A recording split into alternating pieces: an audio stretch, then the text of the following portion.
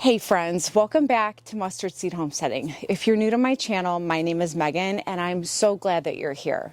What I do on my channel is give weekly garden tours, but I also love to share videos in between, one of them being my garden vlogs.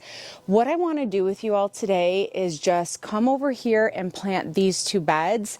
These are my last two raised beds that we need to fill with some starts. You can see that we already topped it off, put some fresh straw. There's hoops on the bed, so they're ready to be covered with frost covers. So I thought I'd take you along with me. So let's get started.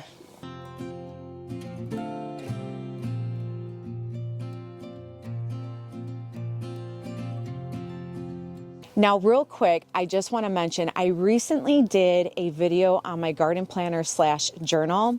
And while that has been super helpful, things do happen. And this is a perfect example of when things happen, you just kind of switch up your plans. So recently I had some squirrel damage and just some other things that happened. And so the starts that were originally supposed to go in here got planted elsewhere. And so there's other starts that I'm going to plant in there today with you all that need to get planted because they're getting very tall. But at the end of the video, I'm going to show you my planner and how I change that up for when things just don't go as planned so that you can see what it is that I do to stay as organized as possible. So let's get started. I recently just topped this bed off with some fresh soil and compost, and then I strawed it, as you can see. I did make a short out of this. I will list in the description box below. It's real quick. I just topped these beds off so that they're ready for planting. And then I have my trifecta fertilizer. So when I go ahead and plant, make my little hole, I'll just put this in there and then plant or start and we'll water it in. So I'm going to show you these two first squares and then we're just going to plant the rest of the bed. Whenever I'm planting a bed, I like to get all the starts in its appropriate squares. It just helps me to stay organized and to work quickly and efficiently.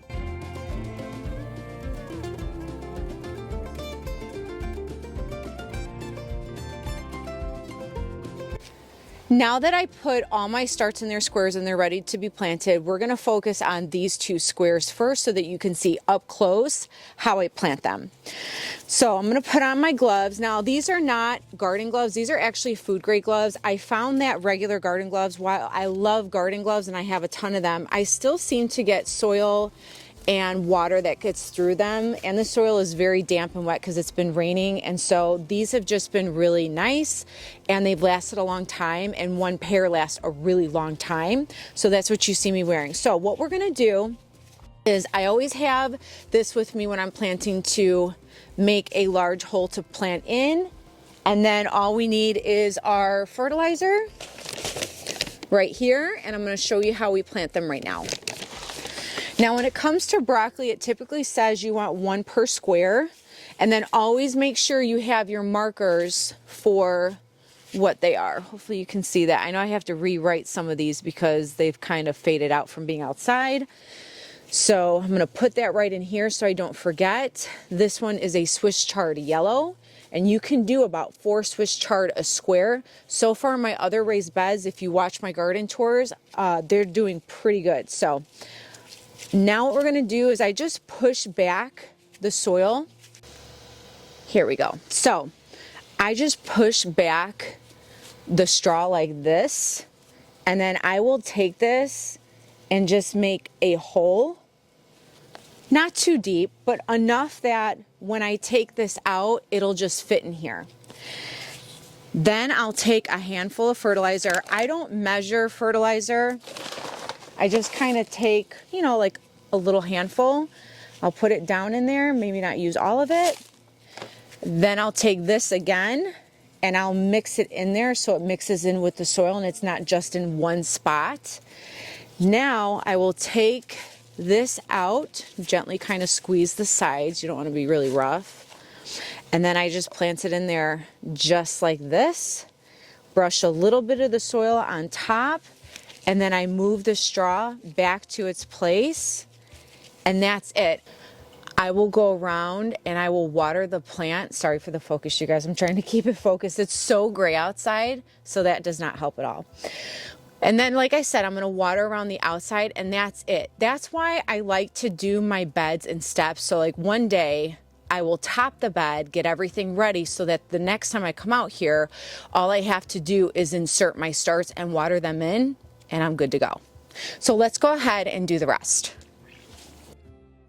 By the way, I'm curious if you all are growing anything this winter, and if so, what are you growing, and are you making little greenhouses like I am over your raised beds or in the ground? I'd love to know what you all are doing this winter.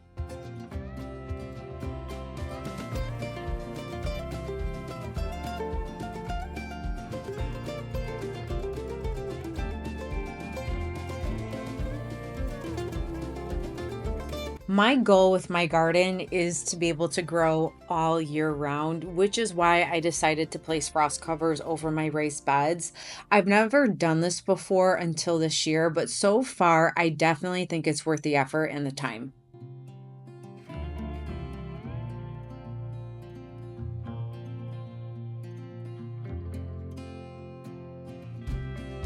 I also want to add, as I'm planting all these starts, I think to myself, if you were to tell me I was going to garden with as much as I have in my backyard and driveway, I would have looked at you and said, no way. But I have so appreciated learning the skill for various reasons and have developed such a desire to want to learn to garden and get better at it with every new season and every new year. There truly is something to be said about growing your own food yourself. Do I still buy produce? Absolutely. But my goal is to hopefully grow most, if not all, of my own produce. Plus, this has cut the cost of expenses on my overall grocery bill, and also the connection to growing my own food and then cooking it in my kitchen is by far one of the most satisfying things as a wife and a mother, especially when I started from seed, grow it, and then share it with my family. It truly is a blessing in so many ways, and my hope, as with all of my videos, is to say if I can do it, you can all do it too.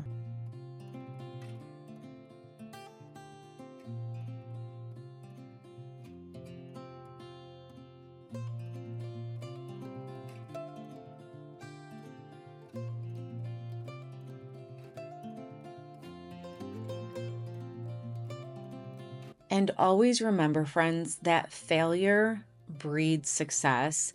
Failure means that you will have success because it's those 10 million failures that lead you to learn what to do. I have made so many mistakes in my garden, and I still make mistakes. And I'm grateful for those because those are lessons that I have learned so much from. Hopefully this encourages somebody today.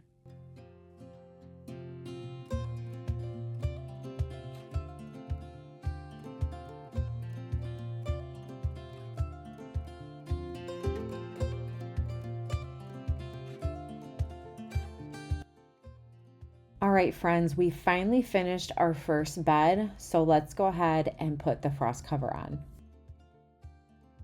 All right, you guys, it officially got dark on us. I was hoping that wasn't going to happen, but sometimes I just don't have the time to get out into the garden until maybe an hour or even 45 minutes before it gets dark out, and it gets dark at like 4:30, 5 o'clock. So what my husband went ahead and did for me is invested in these lamps right here. There's that one, and then there's this one. And so if I were to start a task in the garden, I just take these out with me so that I can finish it, because if I leave this uncovered with these hoops, not, protected with the frost cover over the hoops, I could potentially wake up to all my starts being eaten, because with these squirrels, I don't want to take the chance. And so we're going to go ahead. I'm going to water these in so that they're acclimated into their new home. And then we're going to go ahead and put the frost cover over. And then I'm going to show you my garden journal planner at the very end. And all I do is just water around the plant. So this is, I've shared this before in a vlog of mine. Our sprayers, those little hand sprayers that have the different options, they just, for whatever reason, they keep breaking on us. We can't seem to find a really good one. So this has been just really good for us. It's never broken on us. You just have to get the right flow of water so that I'm not sitting here putting holes in the soil and the straw. But I just get it to kind of a miss, but a little bit pointed. And then I will just hold the plant a little bit and just gently go around so that I can acclimate it into its home.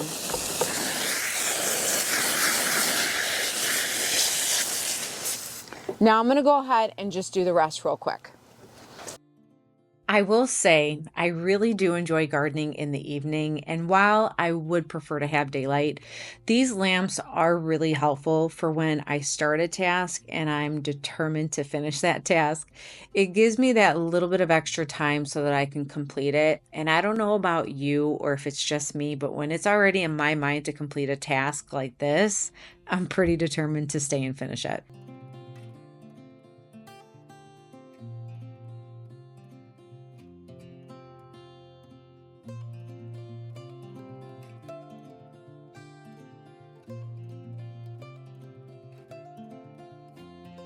Okay, so here's the frost cover, and then I'm gonna use these metal clips that I used in my other raised beds to clip on these hoops right here that I put in a few days ago, because there's a good chance that if I don't cover this bed tonight that I could wake up to these starts, like I said, being all eaten up by the squirrels. So let's go ahead and cover this. And these frost covers were just 10 by 33, and I just cut them in half.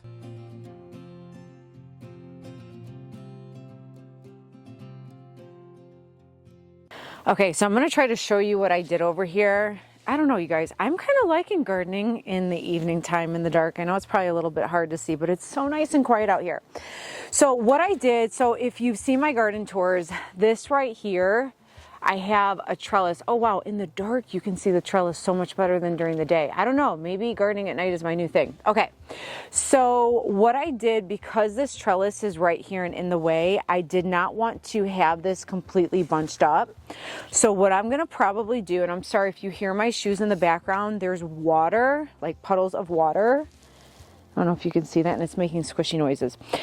So what I'm gonna do here is I'm not going to have it bunched up. The other side is where I'm gonna bunch up the frost cover. I'm just gonna do it where it's just barely touching the surface, and then I'm gonna clip it here so that it stays still. So I'm gonna go ahead and do that for this entire side, and then I will show you at the end.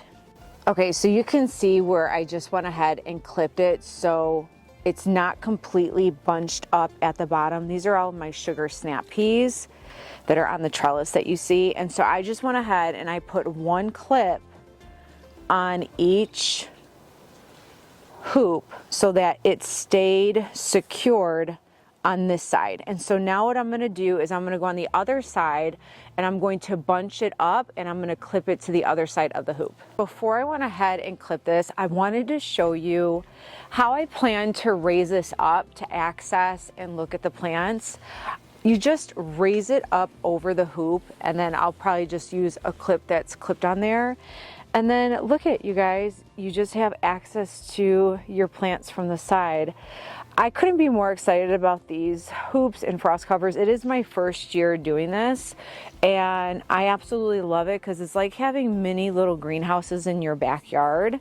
And then what I did on the ends here is I just bunched it up, and I put this twisty tie. They're like little garden twisty ties. I love having these for the garden. I use them in the summer and now for winter, fall, all sorts of seasons. But they're just really great to have, and you could reuse these. You don't ever have to throw these away. I reuse as much as possible in my garden. And so that's what I pretty much did on the end here, as well as the other end of the bed as well. Now I'm going to go ahead and clip this side with these metal clips, and I will show you once I finish. Okay, so what I went ahead and did is just put metal clips on each one of the hoops, and then I rolled the frost cover in between the hoops. This is nice to have with the post here and the hoop because it keeps it secure right here. The only thing is I'm not too keen on it being so long and it just rolled and not clipped on something. For instance, like the metal beds that I've shown in previous videos, because hopefully you can see this, because we are gardening in the dark. This piece right here is thin, so I was able to roll the frost cover and then clip it to the bed, which has been really nice because it's very secure on the outside. I did try taking this clip to see if it would fit over this wood piece, but it wouldn't. So I may have to get some like really large clips. I may just leave it. I don't know. I usually, when stuff like this happens, either I brainstorm and I just come up with something, or I just leave it alone. The other thing I do like about having the frost covers with the water grids is that it can cover this. Now, it hasn't been super cold. Now this one is covered. I'll probably cover the other one. It hasn't been super cold, so I'm not really worried about it, but it is nice to have. So everything is now covered. As you can tell, it got really dark. So let's go ahead and do this bed tomorrow, and we'll come back to the garden then.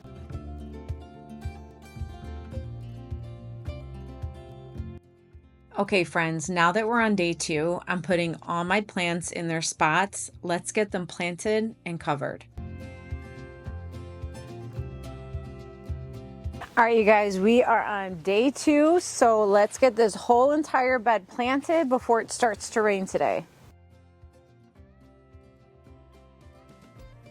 One of the many things that I've learned as a gardener, especially as a very busy wife and mom, is that when I do at least a task or 2 a day, I tend to accomplish a lot more within a week than trying to do everything all at one time. And so topping these beds off one day and putting the hoops in and then planting in my starts another day has been one of my time savers in the garden.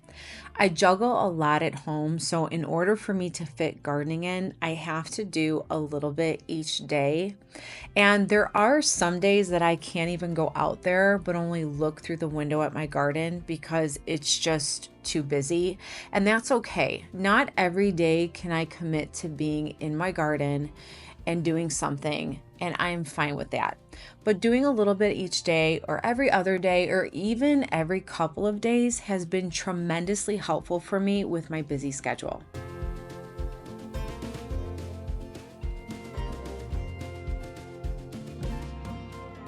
And in addition to all of that, I'm also learning many other skills at the same time in my kitchen with preserving and cooking from scratch.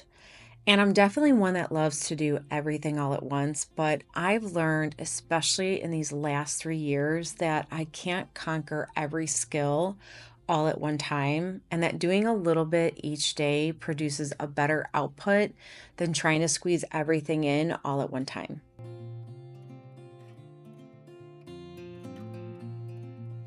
It still amazes me to this day that just a few generations ago, my family knew how to do all this. They didn't have to look up or research how-tos. They were just taught, and it was woven in the fabric of their everyday lives. But I'm very determined to bring it back and teach it to my family.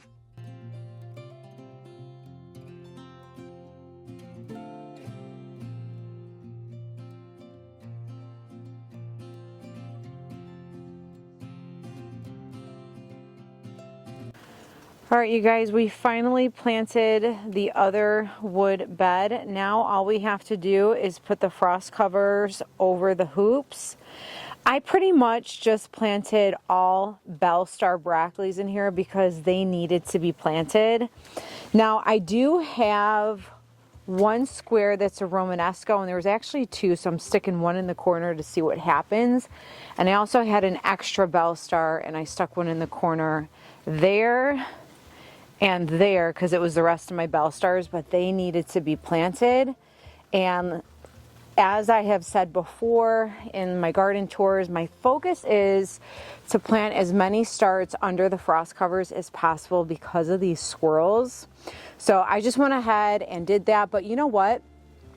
This right here with the broccoli tubing in one square, I'm kind of curious to know what's going to happen because I would even grow broccoli just to harvest the leaves. I'm not sure if you've ever tried broccoli leaves, but when you saute them with some onion, garlic, and throw it in with either a sausage or any choice of meat, it is actually really delicious. So even if I just grow leaves, that would make me happy. So let's go ahead and hoop this because you can see it is starting to drizzle. Our weather has been nothing but gray and rainy, and this was the best time for me to come out, which of course is almost dark time. So let's go ahead and cover these hoops. Real quick, in case anybody is wondering about the frost covers, I went ahead and purchased a 10-foot by 33-foot frost cover, and what I did was I just cut it right down the middle, and I was able to get 2 out of that, and it just covered this entire bed perfectly for this bed and that bed. Typically when I get a 10 by 30 or 10 by 33 foot frost cover, I'll just cut it in half, and that covers 2 of my beds, because my beds are pretty much about 8 feet, give or take, long, so it gives me enough on the ends and on the sides, and so that's how I've been doing it. So let's go ahead and cover these hoops. And then of course I'm going to be using the metal clips. I actually really like these, and I probably will get some more.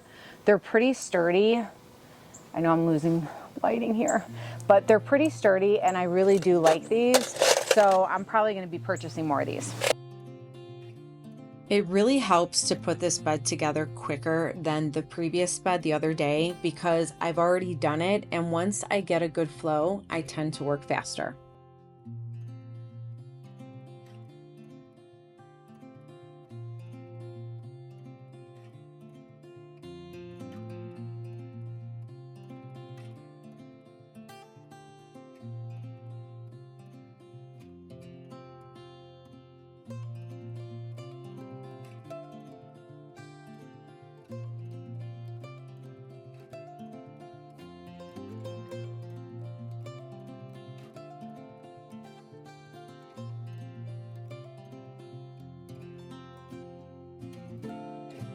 Okay, while I still have a little bit of light, which was a lot better than yesterday when I was putting the frost cover on, although I will say I didn't mind, I actually enjoyed gardening in the dark. But I'm going to be closing this up with one of these wires. I just forgot to grab it, so I'll grab it when I'm done here. And then along the edges here, just like the other side, I did not bunch it up here, so it'll allow these sugar snap peas to go up the trellis right here. And then I just took a clip and I just clipped each hoop. I'm sorry if you hear water. I have a huge puddle. It's quite lovely in between my beds. So I just clipped by each hoop all the way down. I probably will put a clip on each top of the hoop right here. I did not do that yesterday, so I'm probably going to go ahead and do that before I go inside. And then just like this one, I will be tying with a hoop. And then the same thing here. I just bunched in between each hoop, and then I clipped it right here. For right now, like I said from day one, I think I'm just going to leave it like this for now unless I think of something, because it's not really bothering me too much, but I'm not sure. In time, it might actually bother me, but we'll see. So I do like that these are covered like I shared before. That way it protects it from whatever, you know. So there we go, you guys. I'm so happy I finally got my last 2 beds covered. So I'll show you really quickly all my other beds before it's completely dark. Here's this one. There's this one. Now these 2, I might actually do a vlog on this one. So these are low tunnel ones versus these are much higher. And while I do like these, this was actually already assembled. They're sewn in and everything. It's really nice. It has a drawstring. It's really nice. The only thing is they're too low. And so I went ahead and purchased this material, and I have extra hoops, like the hoops that are in these beds. And I'm going to hoop them to be larger because you can see, look at all the beautiful growth. It's outgrowing this tunnel. So I'm gonna have to get out here and change this one as well as this one, and I may use those, I don't know, maybe for lettuce. Maybe I'll put them back here to cover from the squirrels. I don't know. I haven't really thought about it yet. I get really creative with things sometimes, so maybe I'll think of something. But everything is covered. And if you watch my garden tours, I'm going to be giving weekly updates on how everything is growing in all of these beds. Not so much this one and this first one, I might once in a while, those are my overwinter pepper beds. So I'm experimenting to see if my pepper plants, if I could just leave them in there and then they keep growing, because I did really well with overwintered pepper plants in bags. And then this is my bed 10 that I covered recently too. So I'm super excited, you guys. Everything is finally covered, except that's garlic, doesn't need to be covered. And I decided I'm not really doing a whole lot back here because of the squirrel issue, unless I have extra starts. I don't know, now I'm talking out loud, so we'll see. Usually during the garden tours, I kind of give an idea of what I'm gonna do or show you what I have done during the week. So we'll have to see what happens. But let me go show you my garden planner and how I change things up when things just don't always go planned. Because originally what was supposed to go in these two beds, I don't believe is what I planted in there. So let's go ahead and take a look at that. Okay, you guys, we are in my garage where I have more seedlings, but it just started pouring rain. So I'm going to sit down with this journal and I'm going to show you how I just add some starts in there, because I originally had something else planned. And so I had to erase that and I had to change things up. So we're going to go in our planner. I did do a recent video on this journal planner. I'll list it in the description below. But I'm going to go ahead and add what we planted in the last 2 days. Okay, so when I open my binder, I have tabs that says upper level and lower level because I have a backyard garden, which is this. And then I also have a lower level, which is my patio / driveway, because I have a really long driveway. But we're gonna go to, so it was these two beds right here. So we're gonna go to bed number 2 and we're gonna go to bed number 3, and I'm going to rewrite. Now some of them actually were supposed to be planted in there, but we need to switch a few things up. So for instance, the Romanesco broccoli is definitely supposed to be planted in some of these squares, but some of the Swiss chard has changed. So I'm gonna go ahead and erase some of these and put the right ones in. I want to quickly add that when it comes to journals and planners, not everyone will do the same thing, but it does help to see how other people have theirs, because then it gives you ideas to put your own together.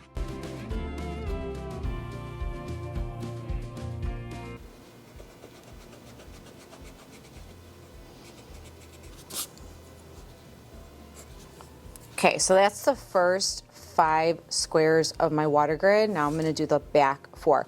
Something kind of funny, I didn't even really look at this when I went to go plant, and I still ended up putting the Swiss chard closest to the trellis. For instance, I actually did put them in the spots that I originally put on this paper, so I just thought that was funny. I thought I'd share. So let's go ahead and do these last 5. So this one, interestingly, was pretty much the same too, just a different color of Swiss chard. And while it might not be a big deal switching the color, it can be, because I want to know which color does better or if they do just as equally good. Now these last 4 definitely right here are completely different. So I'm glad that I'm coming in here and changing it up.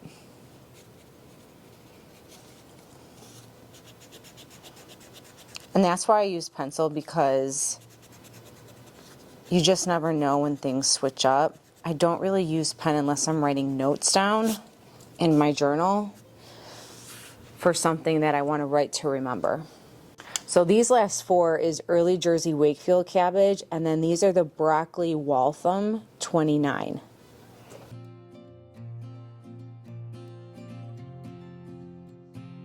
And I will abbreviate just so that I'm not being redundant in my writing. And that's pretty much all I do is I come in here, I will write everything, and then I'll go into my calendar and I'll write the date that I planted all these. But what I do now is I will take a highlighter, and once I officially planted it, I will highlight it so that when I come in here, I know that these have been done.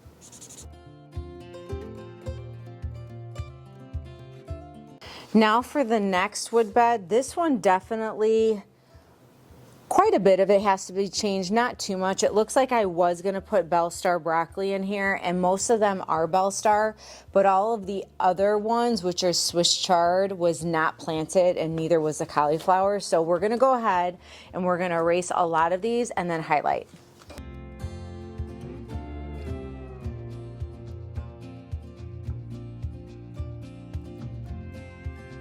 And then if you remember, these two squares had two bell star broccoli, so I'm gonna erase this one because I always put the number of how many plants are in the square just so that I know. And that way, for instance, because I put two bell star in here just because I had them, and I love to experiment and try things and see how well they do with each other. I will put notes on the next page, like I've shared in my journal. That's my note page. I always have a note page behind each bed. I will write if having two bell star broccoli did well, if it didn't, if one did better, if two did just as well. And so that's why I make sure that I put the number of plants per square. And then this back one was two Romanescos because I still had some left over. So we'll just add that in there. And now we're done. Now we just highlight.